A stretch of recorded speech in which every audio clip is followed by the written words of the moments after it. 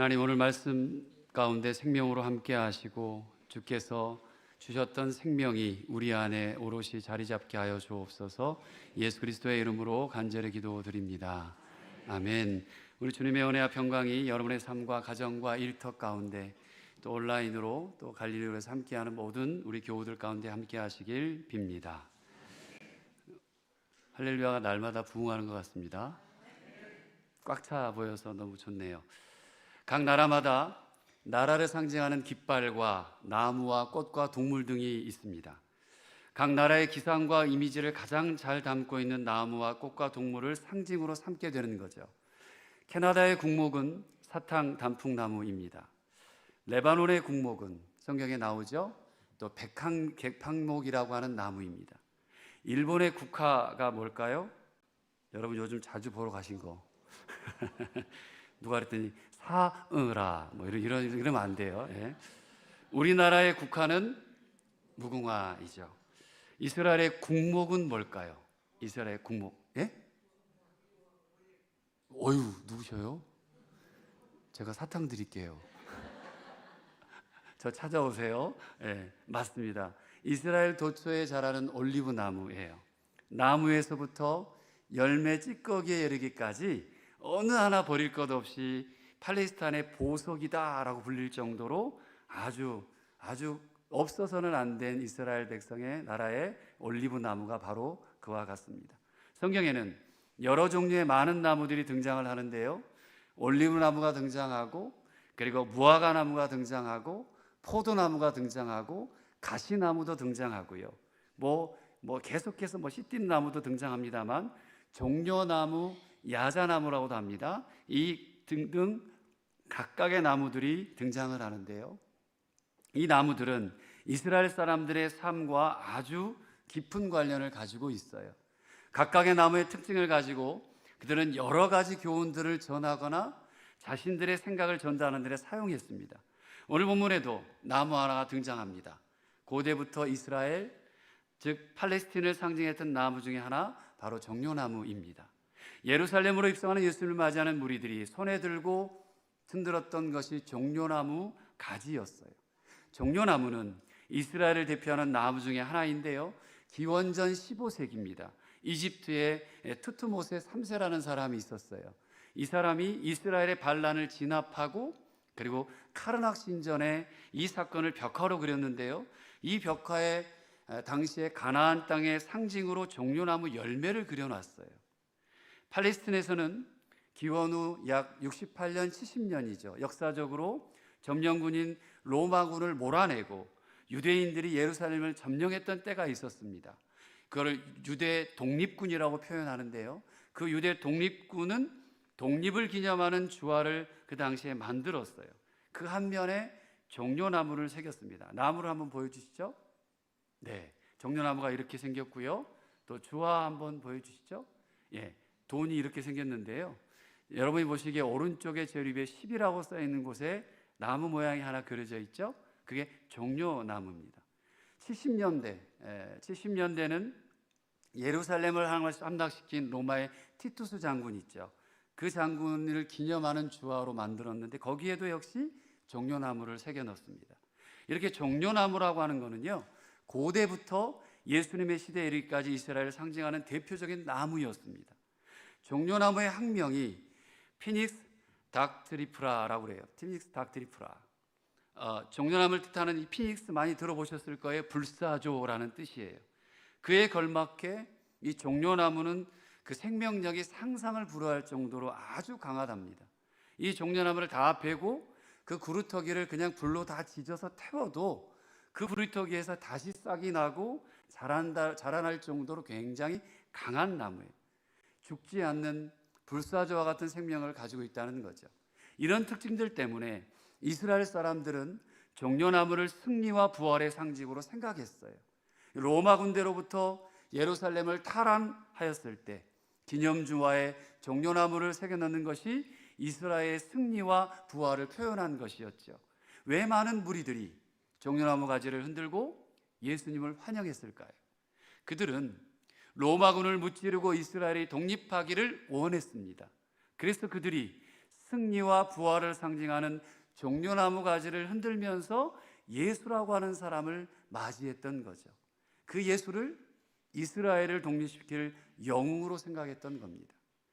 오늘 성경의 사도 요한은 순례자들, 당시 명절 절기를 따라 사람들이 많이 예루살렘으로 모인 그때 이 순례자들이 왜 예수님을 열렬히 환영하고 있는지 그들의 외침을 통해서 분명히 보여주고 있는데요, 순례자들은 종려나무를 흔들면서 호산나 찬송하리로다, 주의 이름으로 오시는 이 곧 이스라엘의 왕이시여 라고 했어요.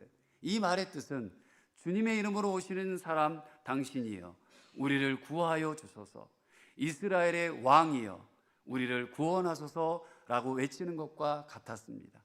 승리와 부활의 상징인 종려나무를 흔들면서 예수님을 환영하는 사람들은 예수님께서 자신들을 구하여 줄 사람으로 생각했던 것이죠. 로마로부터 해방시켜주고, 그리고 그래서 그들은 예수님을 이스라엘의 왕으로까지 불렸던 겁니다.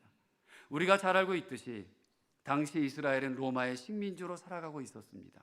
식민지로 살아본 우리 민족, 그렇죠? 이스라엘의 독립의 열망을 아주 잘 이해할 수 있을 것 같아요.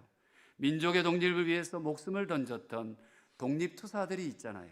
우리 민족의 영웅이라고 부르죠. 당시 이스라엘 백성들도 그런 영웅을 필요로 했어요. 능력 있고 재주 있는 사람만 나타나면 하나님의 사람이라고 외치며 따랐습니다.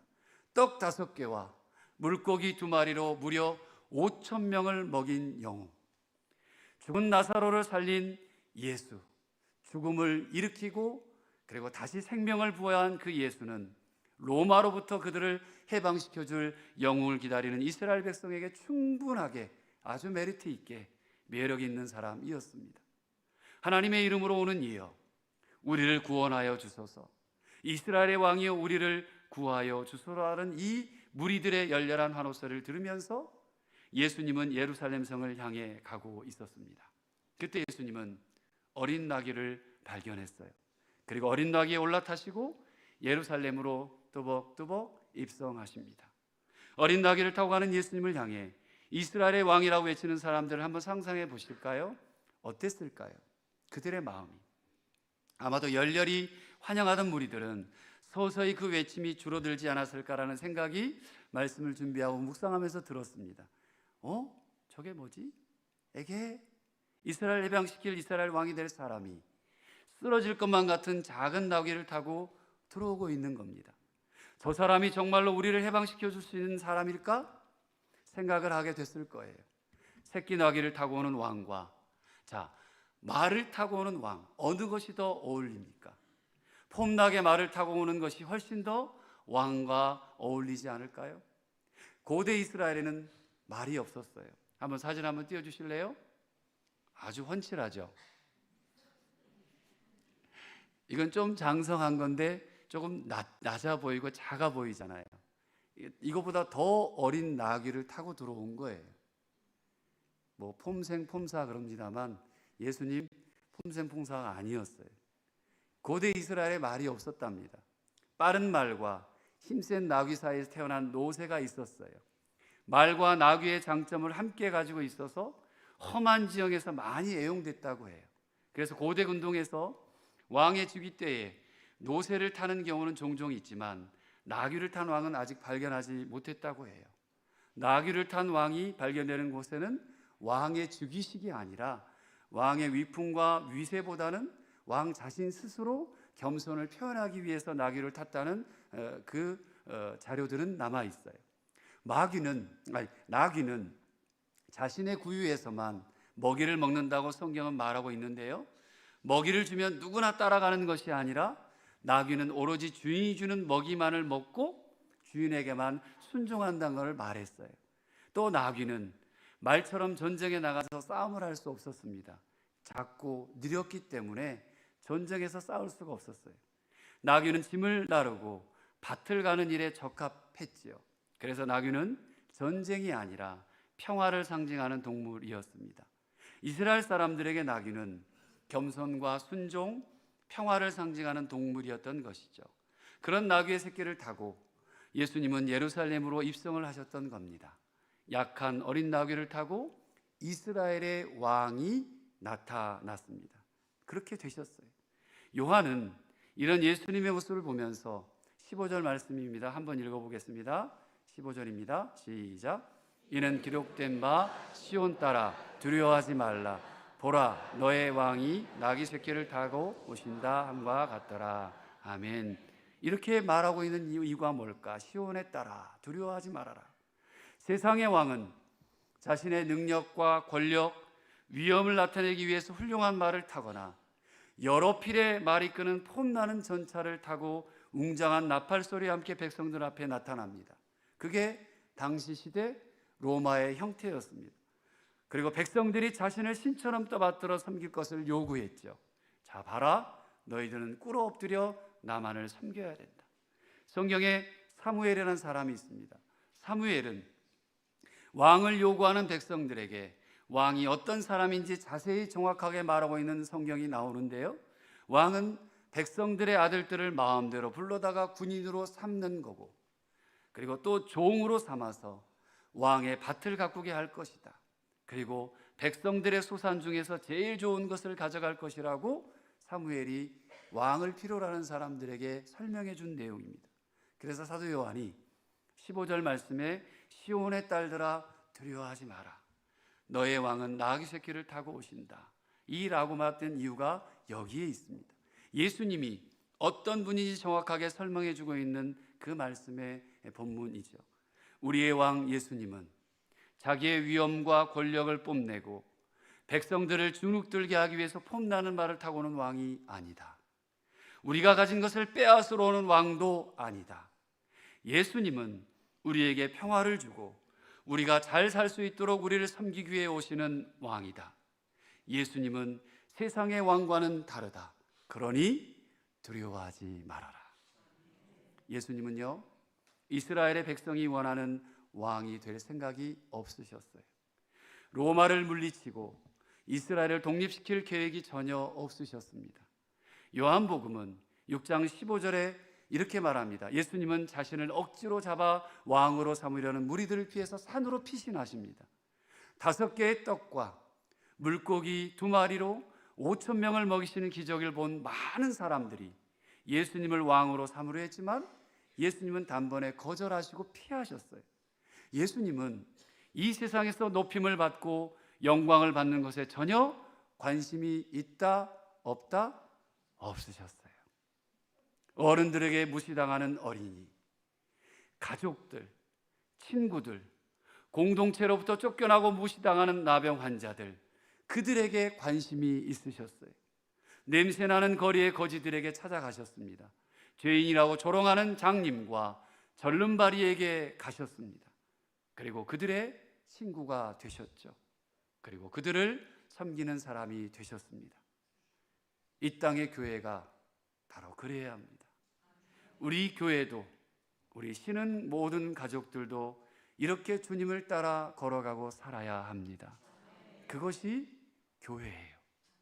예수님은 세상의 권력, 높임을 받는 것에 관심이 있으신 것이 아니라 섬기는 것에 관심이 있으셨습니다. 썩어서 미랄이 되는 일을 할 계획을 가지고 계셨어요. 그래서 예수님은 폼나는 말을 타지 않으시고 힘없는 어린 나귀를 타셨던 겁니다. 바로 그것이, 한번 따라 합시다. 예수님의 승리였다. 할렐루야. 이렇게 옆 사람에게 인사합시다. 예수님께서 승리하셨습니다. 말씀을 정리합니다. 떡 5개와 물고기 2마리를 가지고 5,000명을 먹이신 것은 무리들의 굶주림을 불쌍히 여기셨기 때문입니다. 그것을 이용해서 높임을 받으려고 했던 것 아니에요. 죽은 나사로를 살리신 것도 능력과 기적을, 놀라운 능력을 뽐내고 사람들을 선동해서 권력을 잡기 위함이 아니었습니다. 나사로와 그의 누이들이 불쌍했기 때문입니다. 예수님은 언제나 불쌍한 사람들을 그냥 지나칠 수 없어서 그들을 돕고 섬겼던 것입니다. 그런데 그것을 본 사람들은 예수님을 세상 권력의 꼭대기에 세우려고 그렇게 애를 썼어요. 세상의 왕으로 삼으려고 했던 것이죠. 자신들을 이끌고 로마와 전쟁을 일으켜서 자신들을 해방시킬 왕으로 세우려고 했습니다. 여러분, 동상이몽이라는 한자어 아시나요? 같은 침대에서 자면서 서로 다른 꿈을 꾼다라는 사자성어죠. 예수님과 함께 했던 사람들은 같은 자리에서 같은 사건을 다 봤던 사람들이에요. 예수님은 그의 능력을 통해서 불쌍하고 가여운 사람을 섬기려고 하였지만 사람들은 그 능력을 통해서 세상의 권력을 가지고 그 위에 군림하려고 했습니다. 예수님과 전혀 다른 꿈을 꾸었던 것이죠. 저는 예수님과 같은 꿈을 꾸려고 합니다. 그런 곳이 교회가 되어야 합니다. 그런 곳이 지금 이 자리가 되어야 할 줄 믿습니다. 그런 곳이 이 공동체, 여러분이 함께 삶을 나누는 목장들이 되시길 축복합니다. 며칠 전에 문자를 하나 받았어요. SMS, 어제입니다. 죄송해요. 역대 최악의 선불로 여의도 면적의 156배에 달하는 영남 지역 임야가 소실됐고 31명의 사망자, 3,300명의 이재민과 주택 및 시설이 약 7천여 곳이 불탔습니다. 3월 28일 미얀마에서 발생한 7.7 규모의 강진은 10만 명 이상의 사상자를 비롯해서 수십만 명이 피해를 입었고 중부 지역 모든 주택들이 완전 붕괴되었습니다. 고난주간을 앞두고 주님의 십자가를 묵상하며 산불 피해 지역과 지진 피해로 울부짖고 있는 미얀마의 성결인들의 사랑을 나눠주시기를 간곡히 부탁드립니다. 이 메시지를 받았어요. 저희가 사순절을 보내면서 40일 동안 매주 금식하며 한 생명을 구원하기 위해서 아이들, 가난한 아이들, 밥을 굶는 아이들, 교육을 받지 못하는 아이들을 위해 우리가 금식헌금을 지금까지 드리고 있습니다. 또 얼마 전에 산불 구제 헌금을 우리가 함께 하고 있어요. 우리 사랑하는 신가족들이 주님의 마음으로 여러분의 십시일반 마음들을 모아주시면 감사하겠습니다. 예수님은 나귀를 타셨어요. 겸손과 순종, 섬김을 상징하는 나귀를 타셨습니다. 그리고 그렇게 사셨고 십자가를 지셨습니다. 미랄이 되어 썩고 더 많은 열매를 맺으셨습니다. 오늘은 종료주일이고 이번 주는 고난주간입니다. 예루살렘에 입성하신 예수님이 십자가에 못 박혀 죽으시고 부활하시기까지 예수님이 걸어가신 길을 묵상하는 기간입니다.